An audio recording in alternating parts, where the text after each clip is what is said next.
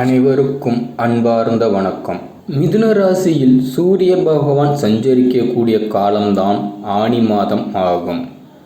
இந்த ஆண்டின் ஜூன் 16ஆம் தேதி சூரியன் பகவான் மிதுன ராசிக்கு பெயர்ச்சியாகின்றார்.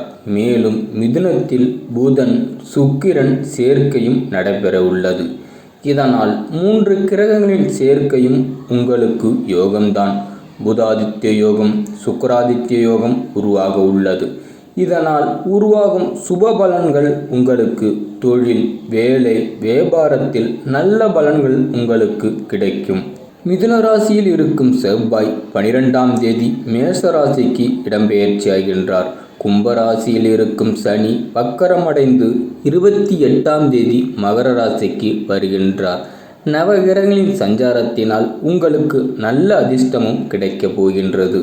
ஆனி மாதத்தில் சூரியன் மிதுன ராசியில் சஞ்சரிக்கக்கூடிய 32ஆம் தேதி கடகராசிக்கு இடம்பெயர்ச்சியாகின்றார். ரிஷப ராசியில் இருக்கும் புதன் 18ஆம் தேதி மிதுன ராசிக்கு சென்று 32ஆம் தேதி கடகராசிக்கு அமரப்போகின்றார். மேசராசியில் இருக்கும் சுக்கிரன் 4ஆம் தேதி ரிஷப ராசிக்கு மாறி 29ஆம் தேதி மிதுன ராசிக்கு போவார். தமிழ் மாதங்களில் சித்திரை மாதத்தை தான் வருடப்பிறப்பாக நாம் கொண்டாடுவோம். 3வது மாதமாக ஆனி மாதம் இருக்கும். மிக நீண்ட மாதமாகவும் ஆனி மாதம் இருக்கின்றது. இந்த மாதத்திற்கு 32 நாட்கள் உள்ளது.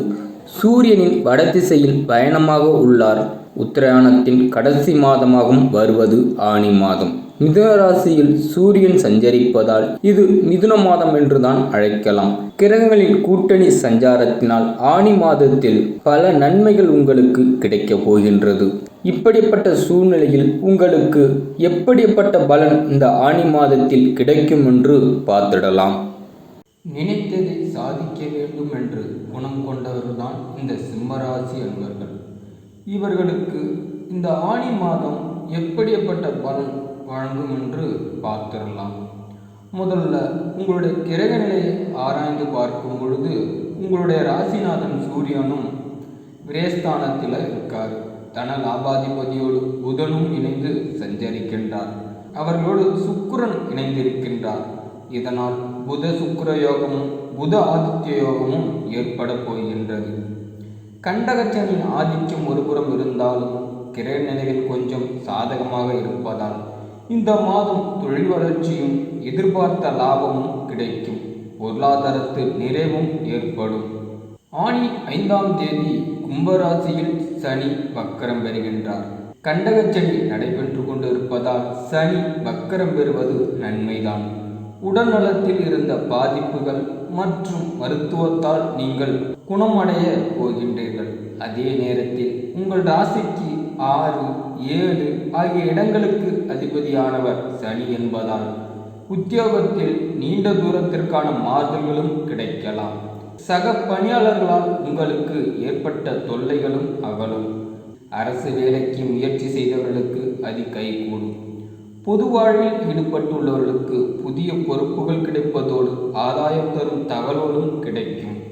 அதே நேரத்தில் கலத்திரஸ்தானாதிபதியாகவும் சனி விளங்குவதால் உங்களுடைய குடும்பத்தில் குழப்பங்கள் ஏற்படும் என்பதால் நீங்கள் உங்கள் குடும்பத்தில் ஒற்றுமை குறையாமல் பார்த்து கொள்வது உங்களுடைய புத்திசாலித்தனமாக இருக்கும். ஆனி 12ஆம் தேதி கடகராசிக்கு புதன் செல்கின்றார். தன லாபாதிபதியான புதன் விரயஸ்தானத்திற்கு வரும்பொழுது தனம் விரயமாகும். புதன் விரயஸ்தானத்திற்கு வரும்பொழுது விரயங்கள் கொஞ்சம் அதிகரிக்கும். நினைத்தது ஒன்று நடப்பது ஒன்றாக இருக்கும். சில காரியங்கள் நடைபெறாமலும் போகும். இதனால் ஆரோக்கிய தொல்லைகள் ஏற்படும். மருத்துவ செலவுகள் அதிகரிக்கும். வெளிநாடு சென்று பணிபுரிய வேண்டும் என்று விரும்புபவர்கள் அங்கு சென்றும் வேலை கிடைக்காமல் திரும்ப வரும் சூழ்நிலையும் ஏற்படும். எதையும் நீங்கள் ஒரு முறைக்கு பல முறை யோசித்து செய்வதுதான் நல்லது. கல்யாண முயற்சிகளிலும் தாமதம் ஏற்படலாம். ஒரு கடனை அடைக்க மற்றொரு கடன் வாங்கும் சூழலும் உருவாகும். ஆனி மாதம் 23ஆம் தேதி கடகராசிக்கு சுக்கிரன் செல்கின்றார். உங்கள் ராசிக்கு 3, 10 ஆகிய இடங்களுக்கு அதிபதியானவர் தான் சுக்கிரன். அவர் விரயஸ்தானத்திற்கு வரும்பொழுது தொழிலில் திடீர் விரயங்களும் ஏற்படலாம். பங்குதாரர்களின் அச்சுறுத்தல்களும் அதிகரிக்கும். பயணங்களால் பலன் தருவதாக அமையாது. உங்களுடைய உறவினர்களின் பகையை வளராமல் பார்த்து கொள்வதுதான் நல்லது. வாகனத்தில் செல்லும் பொழுது பழுதுகள் ஏற்படலாம். அதனால் உங்களுக்கு செலவுகளும் ஏற்படும். அரசியல் மற்றும் பொதுநலத்தில் உள்ளவர்களுக்கு மேலிடத்தில் நிர்பந்தங்கள் அதிகரிக்கும். அதிக தொல்லைகளும் ஏற்படலாம். ஆனி 27ஆம் தேதி ரிஷப ராசிக்கு செவ்வாய் செல்கின்றார். ராசிக்கு 4, 9 ஆகிய இடங்களுக்கு அதிபதியானவர் தான் செவ்வாய். அவர் 10ஆம் இடத்திற்கு வருகை தருவதால் தொழில் முன்னேற்றம் ஏற்படலாம். புதிய ஒப்பந்தங்கள் அடுக்கடுக்காக வரலாம். வாடகை கட்டிடத்தில் நடைபெற்ற தொழிலை சொந்த கட்டிடத்திற்கு மாற்றும் முயற்சியும் கைகூடும். உத்தியோகத்தில் உள்ளவர்கள் கேட்ட சலுகைகளை வழங்கவும் உயர் அதிகாரிகள் சம்மதம் உங்களுக்கு தெரிவிப்பார்கள். பொது வாழ்வில் இருப்பவர்களுக்கு நல்ல திருப்பங்கள் ஏற்படும். வியாபாரம் மற்றும் தொழில் செய்பவர்களுக்கு புதிய ஒப்பந்தங்கள் வந்து சேரும். உத்தியோகத்தில் இருப்பவர்களுக்கு எதிர்பார்த்த சம்பள உயர்வு உண்டு. கலைஞர்களுக்கு கௌரவமும் புகழும் அதிகரிக்கும். மாணவ மாணவிகளுக்கு நினைவாற்றல் அதிகரிக்கும். பெண்களுக்கு குடும்ப ஒற்றுமை பலப்படும். வருமானம் திருப்தி தரும் வகையில் அமையும்.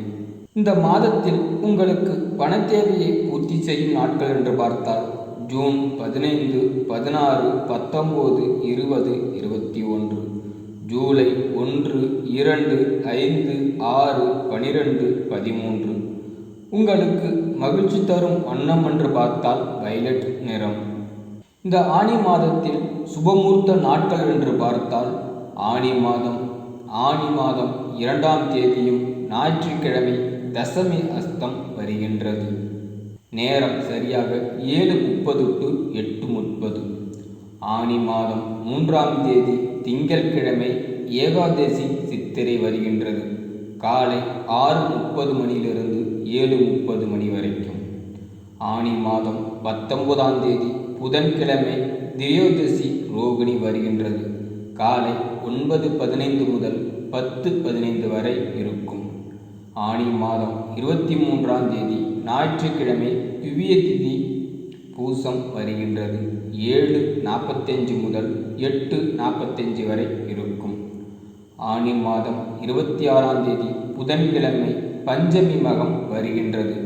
காலை 9:15 முதல் 10:15 வரை இருக்கும். ஆனி மாதம் 28ஆம் தேதி வெள்ளிக்கிழமை சஷ்டி உத்திரம் வருகின்றது. காலை 9:15 முதல் 10:15 வரை இருக்கும். இந்த மாதத்தில் உங்களுக்கான பரிகாரம் என்னவென்று பார்த்தால் குரு பகவானுக்கு சென்று அர்ச்சனை செய்து வழிபட்டாலே போதும். உங்களுடைய வாழ்க்கை வசமாக இருக்கும்.